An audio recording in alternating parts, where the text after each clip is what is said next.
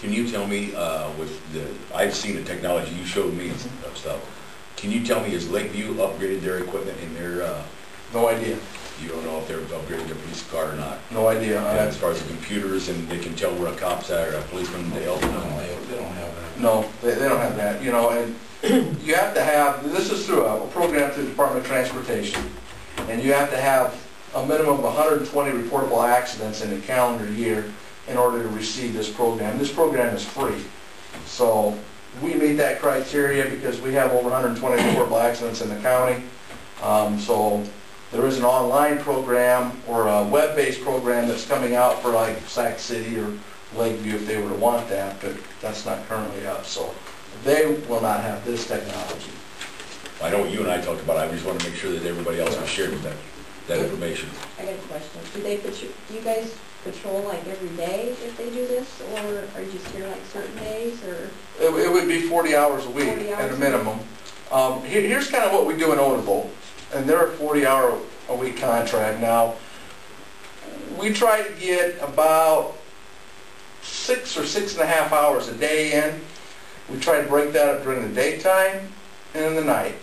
And you basically run that off 7 days, that equals out to a little over 6 hours a day. Versus, I'm going to put somebody down here for just Monday through Friday, 8 to 4. You know. So, and that's the other thing, we're random. I mean, you know, we may be in early for 30 minutes, we'll run down to Odebo for an hour and a half and maybe back up to early and over to Nemaha and then back. You know, our guys put about 35,000 miles a year on their cars, so, you know, and by putting the computer systems in the car, that allows us now to set in a contract town, type our reports, we can pull them to our office, we have wireless access, download them right into our server, and we're done. So by putting computers in the cars, we're taking the guys out of the office and putting them back on the street where they belong.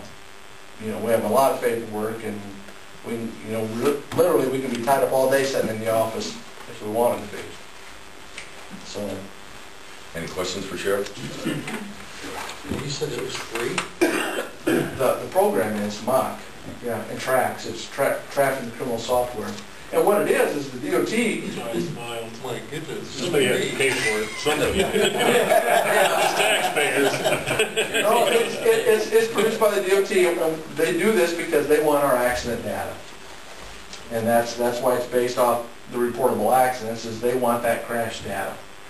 And they also recognize the need for technology. They also recognize the need for this MOC system, GPS positioning. Right now, Iowa is the only state that has that on a statewide program. The state of Nebraska is doing a trial run with that. So in theory, I can set in Sac City and see, all right, or I'm going to put my laptop in my car and I'm going to Omaha. Whoop, there's a Nebraska state trooper, I better slow down. But the other thing this will allow us to do is talk between cars. I can instant message another car, say there's a underage drinking party someplace in the county. Our dispatch, instead of putting that out over the radio, can send us an instant message, ding, it'll come up on our computer. We can coordinate with our other cars. We can run license plates and driver's license from the cars now. So we're really excited about that program, but again, it's keeping up with technology, and like that, stuff isn't cheap. But she had a question, and it's under the proposal number 2, Sheriff, and I know you and I talked about it. How would you devise if Shader decides, yeah, we're going to come on board, we're going to split 20-20, if Wall Lake decides we're going to go 20-20. How would you position the 20 hours in Wall Lake then? Is that going to be random also? It'll be random. I mean, you know, the last thing we want is a set pattern. Correct. We don't want people to know when we're going to be here and not be here. That's when things run random. But it'd be a daytime, maybe an hour or so, and then so much during the night? Yeah. Be a same type of thing. Yeah. We try to run, there's usually at least 3 cars on the day shift and two cars on the night shift. So, I mean, yeah, you just pop in when you, well, I pop in just periodically down here once in a while, and, you know, so. Okay. Dean? The key to I was just going to add that I don't think it's the feeling of the county that we're not trying to mandate county law enforcement. I think our approach is we want to make it available to the towns that feel they need it or want it. I think we've got a good, relationship with, Lakeview and the city of Sac City and Shaler. I don't, I know Kenny doesn't feel that way, but we're not trying to get the whole county hooked up with us. If the towns, they come to the point where they want it, I think we're presenting that option to them. Wouldn't that be correct, Sheriff? It is. In every contract town we have, we were approached. We're not going out, like Dean said, we're not going out and soliciting countywide law enforcement. On the other hand, we also recognize that the Iowa Supreme Court has ruled that if you're an incorporated city, you have to provide law enforcement coverage. We know that's expensive. And we know that a lot of these towns can't afford somebody full-time down here tonight, so. Francis, did you have a question? Well, I just was going to kind of reiterate what Shaler's going through with theirs. The problem is if we try to contract or get somebody to come in our community to be a police officer, what inevitably happens is we train them, they go through the academy or whatever, they're going to move on. So you're just going to keep, it's going to be a big ball, it's just going to keep rolling, and you're never going to get any consistency in the community or anything. Longevity is what you're longevity, I guess, is what it probably use. So it's, unless you're right, unless you find somebody who just wants to come in and coast to retirement, and we all know how that works. It doesn't work very well. Shaler is an example. They've had 4 police officers in 5 years, We hired one a couple of years ago. BB County's hired 2, and the other ones are just gone. And that's, right now it costs $10,000 to send somebody to the Iowa Law Enforcement Academy. If they have to do the full course, it's $10,000 plus your salary and everything else you're paying them. Unless you get somebody who can go through a short course, has a degree, then it's a little cheaper, but it's not cheap. Do you have any of them figures that you and I were talking about on how far there used to be so many highway patrol in the state? Can you tell me 5? Well, the Iowa State Patrol's currently down at levels from 1968. So, they're down to 330 or 360 troopers across the state. And it was, I think, continually 5. It was 5 something at one time, yeah. So,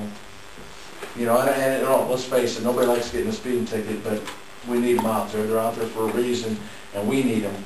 And when we need them, they're not there, so. But if you could find out what Shaler is deciding, I think that would help the council make a decision one way or the other. If I were a bet man, I would bet that they're going to hire somebody up there.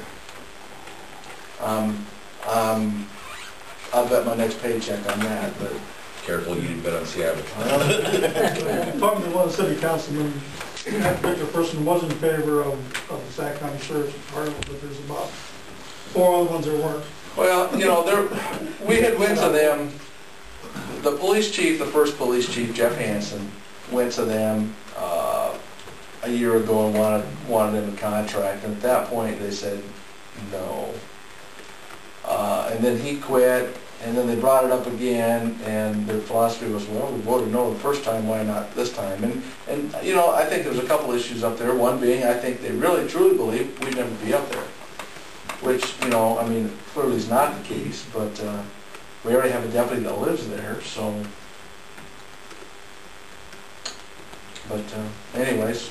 All right, thank you and Dean very much for coming. Anybody have any other questions? No?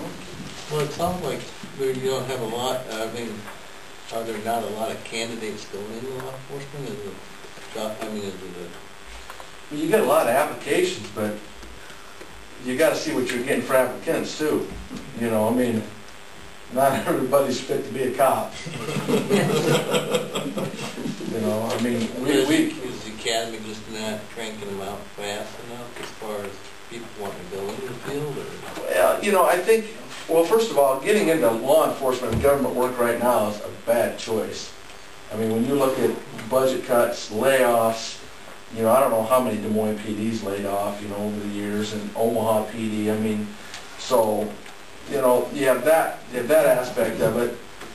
The other thing is they can't pass the tests. We will lose on an average half of the people who show up to test for us. We'll either lose them in the physical agility or lose them in the written. I currently have a list, I think I have 9 people still on it. But before that, when we hired Deputy Erskine, she was the only one who made it. And, you know, we got lucky because she worked out great, so. And nobody wants to be a small town cop. I mean, that's the bottom line. Nobody wants to drive around a town of 800 people for 8 hours or 40 hours a week or 80 hours, you know, they get bored. So they want to go where the action is, and some of us like boring. So. Appreciate it. Thank you, All right, Sheriff. thanks for your time. Thanks, gentlemen. Thank you. Thank you. As soon as you can find out, Sheriff, I'd appreciate it, and you can let me know. I will, check with them tomorrow and see what I'll give you a call. I'll be out of the office. Very good. Thanks, Dean. Thanks, Sheriff. See you guys.